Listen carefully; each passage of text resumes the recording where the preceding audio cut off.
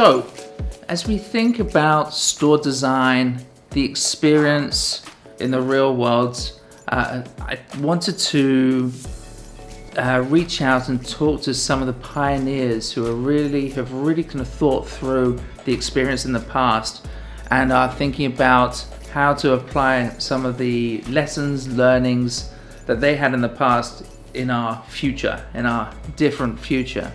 The first person I thought of when I thought about this list was Rachel Shechtman. I think many of you will remember Story, and you may have seen Rachel on our stage before.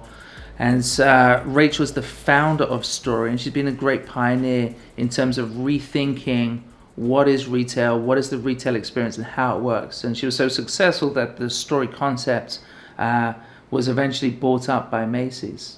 We're excited to have Rachel today to talk about her experience as Story and what lessons she can take from that time and apply it and help us think about how we can apply those lessons going forward. Hey, Rachel. Hi, thank you for having me. It's great to have you. I know that some folks in the audience are familiar with you and the Story concept, but of course it was fairly US focused. Maybe we can just spend a moment just talking about what the Story concept was and reminding folks. Sure.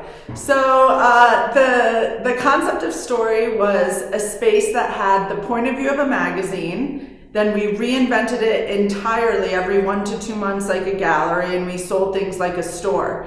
And really, this was back in 2011 where experiential retail wasn't even really a term, but it was kind of looking at how can we adapt and react and embrace new business models and consumer behavior that was coming out of all of these different startups that were direct to consumer. How could we reimagine physical retail? So it was really looking at retail as a media channel.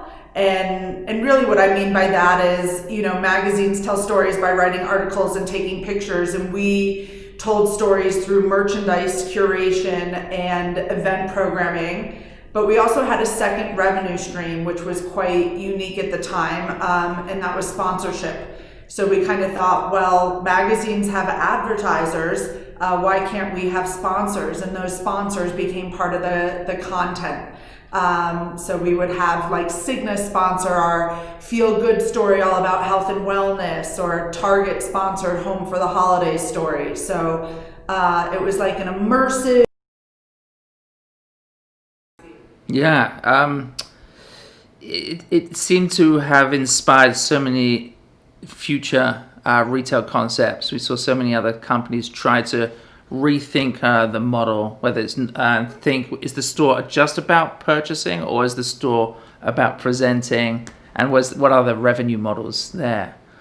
Were there any truths, any kind of big learnings that happened at that time which are constant, which can be applied at any time, can be applied in our current context?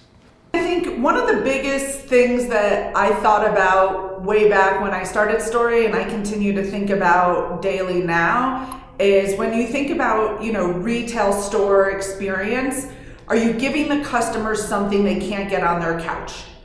Like if I go into a store and there's an iPad with a website, well, thank you, but I can do that on my phone absolutely anywhere. So really asking yourself the question, what am I doing in store that the customer cannot replicate on their phone or on their couch while they're sitting at home?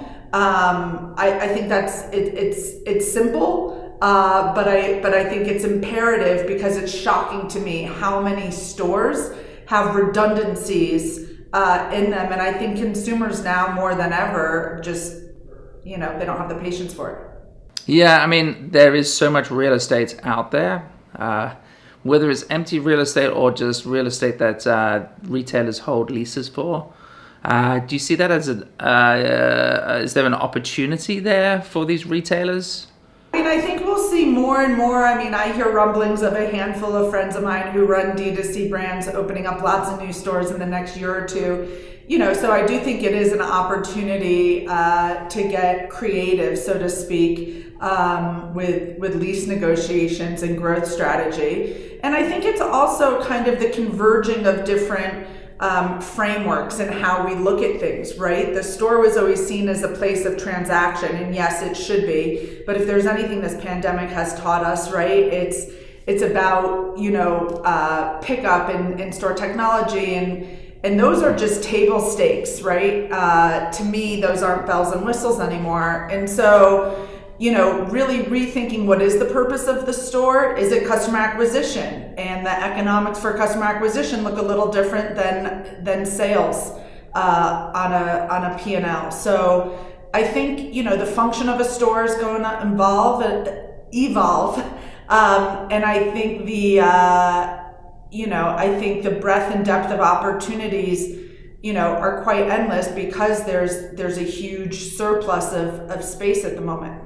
Yes, I mean, it's interesting having conversations with different types of retailers, where there are legacy retailers who are scratching their heads and worried about the size of their retail footprint, and then there are new players, DTC players, who look upon that real estate footprint with envy and would love to have that sort of access. And I feel there's an opportunity there for some collaboration.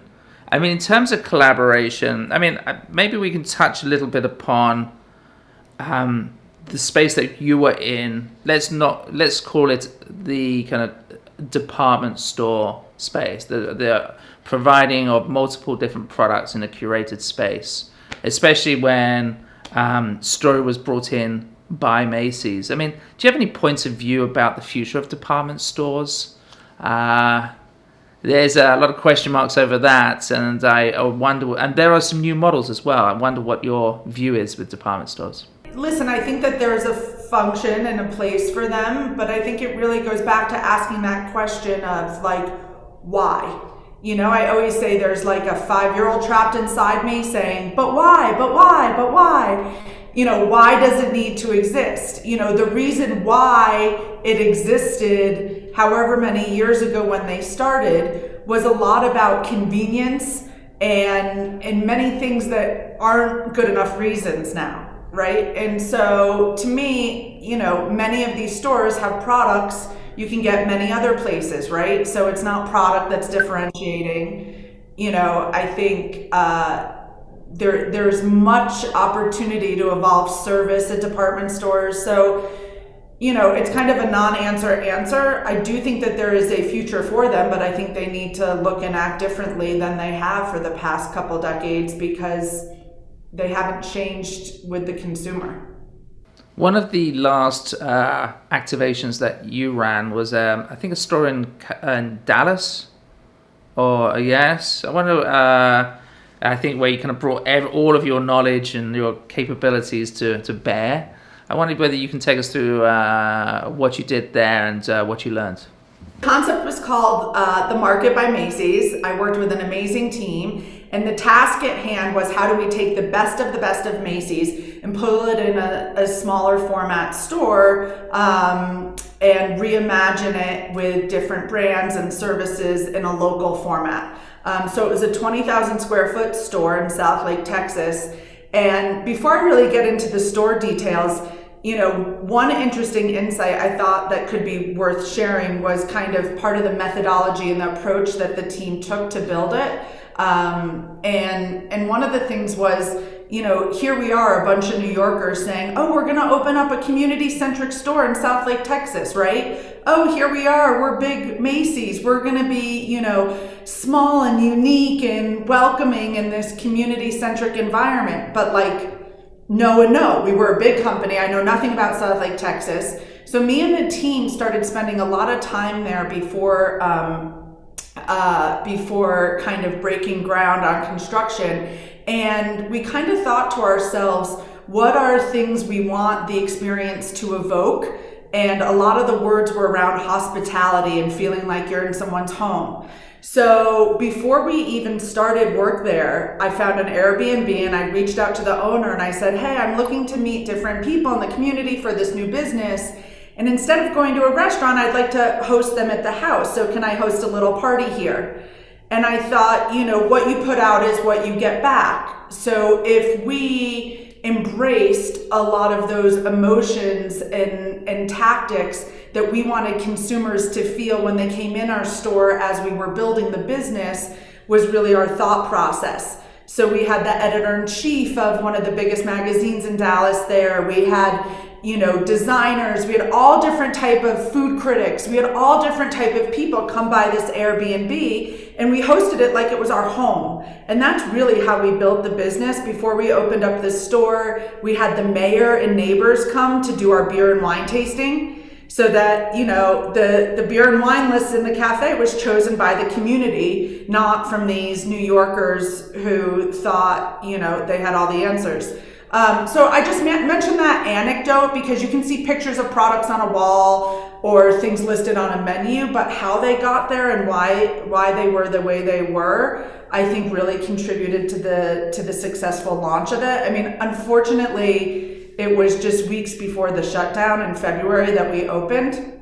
So the store that we conceived and birthed and that I fully believed in exists in a different form now. It's not what we launched. So, that saddens me a little bit, but it was pretty remarkable. And also one last thing that I'll add is really playing with merchandise adjacencies, is taking Ralph Lauren, who has very specific, brand guidelines, and putting them, adjacent to direct-to-consumer brands like Bombas or independent local brands, and really reimagining that and seeing how velocity, it's interesting to see how sales velocity evolves and changes when you play with those physical adjacencies. And you seem to be respecting the brands as well. You're just kind of clashing them together, making unexpected connections, I guess. Yeah, I always say unlikely bedfellows. I mean, we launched a beauty concept in there that was quite unique for a company like Macy's. It was called Getchell's, and it was inspired by Margaret Getchell, who was the first woman to work in retail in the 1800s, and she worked at Macy's. But the idea behind Getchell's was beauty's tried and true mixed with what's new, and we would not carry all of Estee Lauder. It was like if the Allure Best in Beauty Awards came to life. So we would have one product from Lauder, Advanced Night Repair, next to Vintner's Daughter, which is a cult classic that people, crave for. That's an amazing independent brand from the West Coast. So it was also really changing merchandise norms and really seeing, sales pick up as a result of that. I have to ask, and it might not be a straight answer, but Texas seems to be a hotbed, or was a hotbed for some experimentation and innovation, especially within the department store space. We had neighborhood goods, we had pop-up grocer. I know that there's the economy is fairly strong there. So is there anything about Texas that drew you there, or just the opportunity presented itself? Well, we have a really impressive and robust, real estate team at Macy's. So it was a combination of kind of them sniffing out the right markets, also combined with a lot of our, consumer data, like where are existing customers where we don't have a location, where are new customers where we don't have a location. I mean, to your point, I loved going there because you also had people like 7-Eleven and Sam's Club both had their, stores of the future there. So it was always fun going to Dallas and seeing what other people are doing.